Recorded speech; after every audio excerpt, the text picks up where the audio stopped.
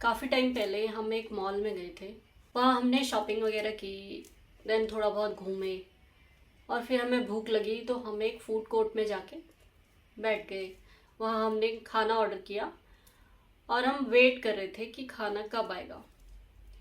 तो इतने में एक फैमिली आके हमारे सामने वाली टेबल में बैठी। उस फैमिली में हस्बैंड वाइफ एंड दो उनकी डॉटर्स थी, मम्मी और दो बेटियां वहाँ पे चेयर में बैठ गई और जो उनके बच्चों के पापा थे वो खाना ऑर्डर करने के लिए चले गए। तो कुछ देर तक वो वेट करते रहे पापा के खाना लेके आने का। तो छोटी वाली जो बेटी थी वो शायद 3-4 साल की रही होगी और बड़ी वाली भी ऐसी 5-6 साल की थी। तो छोटी वाली बेटी बैठे बैठे वो थक गई होगी शायद मॉल में घूमते घूमते, तो उसे नींद आ गई। तो टेबल में वो ऐसे सिर रख के सो गई। अब कुछ देर बाद मैं और मेरा बेटा वहीं पे बैठे हुए थे। तो हम देख रहे थे, ऐसे ही हम बैठ के ना लोगों को ऑब्जर्व करते रहते हैं। तो उसके पापा आए कुछ देर बाद खाना लेके। तो उसकी मम्मी ने देखा कि छोटी वाली बेटी सो गई है। तो जैसे ही उसके पापा आए, खाने की प्लेट्स वगैरह टेबल पे रखी, तो उसकी मम्मी ने उसको एक सिर पे मारा। शायद वो तेज से ही मारा था, एक उसको थप्पड़ मारा एंड देन बच्ची एकदम से चौंक के उठी। तो मेरा बेटा भी वहीं देख रहा था और मैं भी वहीं देख रही थी। हम दोनों को पता नहीं था हम दोनों कहाँ देख रहे हैं, बट हम दोनों सेम जगह ही देख रहे थे। तो मेरा बेटा अचानक से बोला, ऐसे कौन उठाता है? तो मैंने अपने बेटे को देखा और मैंने उसको बोला, हाँ ऐसे उठाता तो कोई नहीं है, ऐसे उठाना भी नहीं चाहिए। नमस्ते, मेरा नाम है कर्णिका विवेक वर्मा। मैं एक हीलर हूँ और आपके इनर चाइल्ड को हील करना सिखाती हूँ। स्वागत है आपका हमारे चैनल आत्मा की शुद्धि में। थैंक यू, आप लोगों ने मेरे चैनल को सब्सक्राइब किया, वीडियोस को लाइक किया। और जो नए व्यूअर्स आज पहली बार इस वीडियो को देख रहे हैं, प्लीज़ लास्ट तक देखिए और चैनल को सब्सक्राइब कीजिए। अगर आपको वीडियो पसंद आती है तो लाइक कीजिए और अपने फ्रेंड्स एंड फैमिली के साथ शेयर कीजिए। और वीडियो में कमेंट ज़रूर कीजिए, ये बताइए मुझे कि आपको मेरे वीडियोस कैसे लग रहे हैं, आपको क्या उनसे नई बातें सीखने को मिल रही है। तो कमेंट ज़रूर कीजिए। बेल आइकन ज़रूर दबाइए जिससे आपको नोटिफिकेशन आता रहे, जो भी मैं वीडियोस पोस्ट करती हूँ वो आपको मिल जाए। तो आइए आगे बात करते हैं कि मैं आपको ये कहानी आज क्यों सुना रही हूँ। तो पहले तो बात करते हैं जो वो मम्मी थी बच्चों की, जिसने बच्ची को इतनी बुरी तरीके से ही कहूँगी मैं, मार के उठाया। वो शायद उसको ऐसे हिला के प्यार से भी उठा सकती थी, बट उसने ऐसा क्यों किया? हो सकता है इसके पीछे 2 रीज़न हो सकते हैं। हो सकता है उसकी मम्मी ने बचपन से यही सीखा है, यही देखा है कि बच्चों को मार के उठा दो या मार के ही कोई भी काम करवा लो। और दूसरा रीज़न ये हो सकता है कि वो बहुत ज़्यादा फ्रस्ट्रेट है अपनी लाइफ से, तो वो खुश नहीं है, इसलिए उन्होंने अपना गुस्सा उस बच्ची पे निकाला। अब इससे होगा क्या? आपने जो सीखा हुआ है वो तो ठीक है, आपने वो सीख लिया, अब आपकी लाइफ का वो हिस्सा बन चुका है। बट आप अब जो कर रहे हैं, जो एक्शन आप ले रहे हैं, उससे बच्चा क्या सीखेगा? जब उसका ब्रेन डेवलप हो रहा होता है, जब से वो पैदा हुआ है और 5 साल तक की एज तक बच्चे का ब्रेन डेवलप हो रहा होता है, उस टाइम पे वो बच्चा पेरेंट्स के एक्शन से ही सीखता है। हम उसको कितना ही बोलने की कोशिश करें, वो बोलने से कम और एक्शन से ज़्यादा सीखता है। तो वो बच्ची जिसने मार खाई उस टाइम, उसके दिल में क्या असर पड़ा, उसके अंदर क्या फीलिंग आई उस चीज़ को लेके, उस इंसिडेंस को लेके, वो तो उसके अंदर तो वो चीज़ बैठ गई कि कुछ भी होता है तो मम्मी मारती है। तो हो सकता है वो बच्ची ज़्यादा इमोशनल अगर हुई तो वो इमोशन वही लेके बड़ी होगी। और आपको ये जान के हैरानी होगी कि जो भी इमोशन हमारे बचपन में हमारे अंदर फीड हो जाते हैं, चाहे वो अच्छे हों या बुरे हों, मोस्टली बुरे ही फीड होते हैं, अच्छे तो हमें याद नहीं रहते हैं। तो वो जब हमारी जो 30s वाली एज होती है उस टाइम पे वो सारे इमोशन हमारे बाहर आते हैं।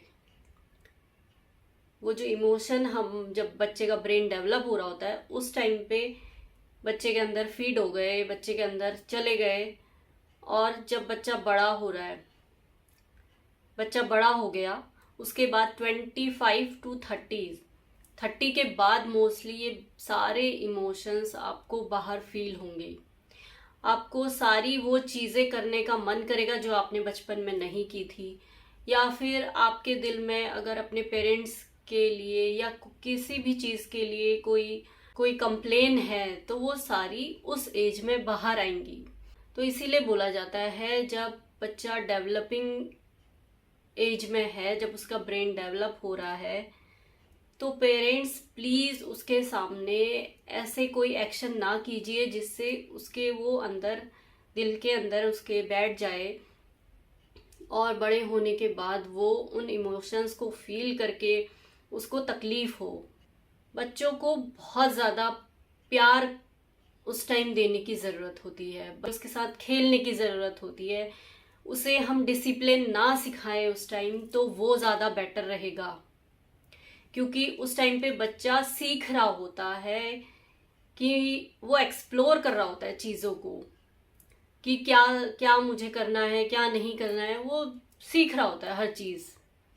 ठीक है, जो बहुत ज़्यादा उसके लिए हार्मफुल चीज़ें हैं हम उसके लिए उसको मना कर सकते हैं। ऐसा नहीं कि हर किसी भी चीज़ के लिए मना नहीं किया जाएगा, मना भी करेंगे, बट अलग तरीके से। उसको मार के डांट के वैसे मना करना नहीं होता है। कुछ चीज़ें बच्चे को स्टोरी फॉर्म में सिखाई जाती हैं। बच्चों के लिए बहुत सारी मॉरल स्टोरीज आती हैं, वो आप बच्चों को पढ़ाइए। बच्चों को नई चीज़ें, डिसिप्लिन अगर आपको सिखाना है तो बच्चों को डिसिप्लिन सिखाने के लिए 6 साल से ऊपर की एज होती है, वो एज है जब आप बच्चे को डिसिप्लिन सिखाएंगे। 0 to 5 ईयर्स में आप बच्चे को एक्सप्लोर करने दें। वो खेल रहा है, कूद रहा है, उसके जो इमोशंस हैं अंदर से बाहर आ रहे हैं, उस टाइम पे उसे समझ नहीं आता है कि मैं कैसे किसी चीज़ को एक्सप्रेस करूं। तो आप उसे इमोशन समझाइए कि अगर वो बहुत ज़्यादा एक्साइटेड हो रहा है किसी चीज़ के लिए तो उसे बोलिए कि क्यों आप एक्साइटेड हो। अगर वो बहुत ज़्यादा खुश है तो उसको बताइए कि आप हैप्पी हैं आज।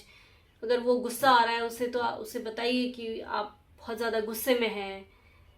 उसके जो भी इमोशन आपको दिख रहे हैं तो उसको उसी फॉर्म में उसको समझाइए, उस वर्ड को उसको बताइए, तो वो समझेगा, तो वो एक्सप्रेस करेगा। वो अगर किसी चीज़ से डर रहा है तो उसे बताइए कि आप अभी डर रहे हो, कोई बात नहीं, ये ठीक है, ये एक इमोशन है, तो it's okay, it's fine to be scared, it's fine to be angry, it's fine to be emotional.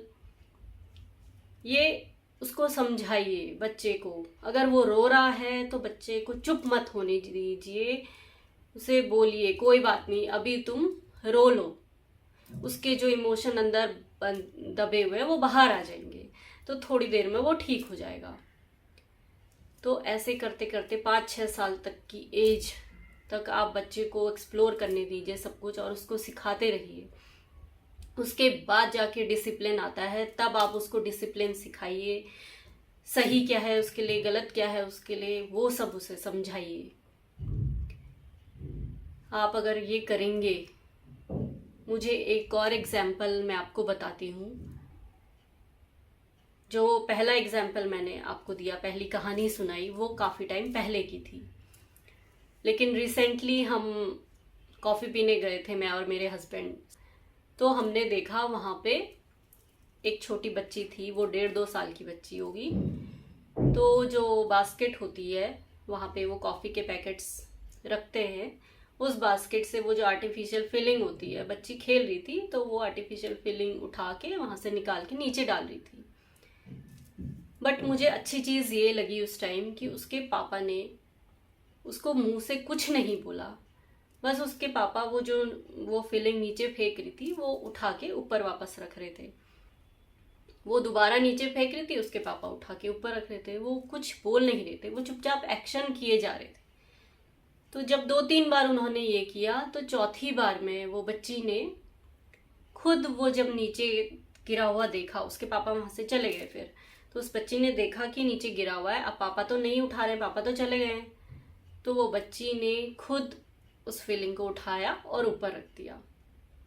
तो इससे हमें क्या सीखने को मिला कि बच्चे के सामने हमें मुंह से कुछ नहीं बोलना है, उसे डांटना नहीं है, बस उसके सामने हमें वो एक्शन करने हैं जो उसके लिए सही है।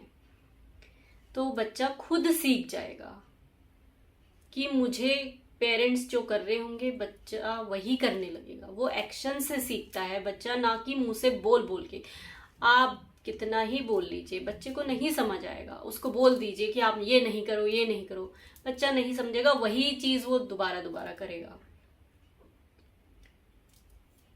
तो आप मुंह में अपने जिप लगा लीजिए और एक्शन करते रहिए, ताकि आपका बच्चा आपके एक्शन से समझे कि पेरेंट्स जो कर रहे हैं, हाँ बाकी चीज उसको ये समझाते रहिए कि पेरेंट्स जो करते हैं वो सही है। क्योंकि हो सकता है आपका बच्चा बाहर कुछ और देख ले करते हुए तो वो सीख जाए, ऐसा भी हो सकता है। आप उसको बाहर कहीं ले गए, पार्क में ले गए, तो पार्क में उसने किसी और को कुछ और करते हुए देख लिया गलत चीज, तो वो करने लगेगा। तो उसको फिर करेक्ट करने के लिए आप उसके अपोजिट एक्शन जो सही है वो कीजिए और उसको बताइए कि हमेशा parents are always right for kids, parents are always right for their children. तो बच्चा ऐसे समझेगा। बच्चे को बताइए कि पेरेंट्स उसका सेफ्टी सर्कल है, जो फैमिली मेंबर्स हैं उसका सेफ्टी सर्कल है। तो आज मुझे मन किया थोड़ा पेरेंटिंग पे चर्चा करने का। 0 to 5 ईयर्स के बच्चों को कैसे हमें हैंडल करना है, कैसे उनके साथ एक्ट करना है। इसीलिए मुझे 2 एग्जाम्पल अच्छे लगे।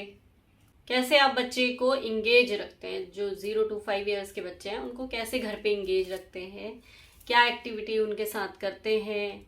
तो आप ज़रूर बताइए कि क्या आप भी अपने बच्चों के साथ कुछ अच्छी चीज़ें करते हैं, कैसे उनको आप सिखाते हैं। आप कमेंट में ज़रूर बताइए।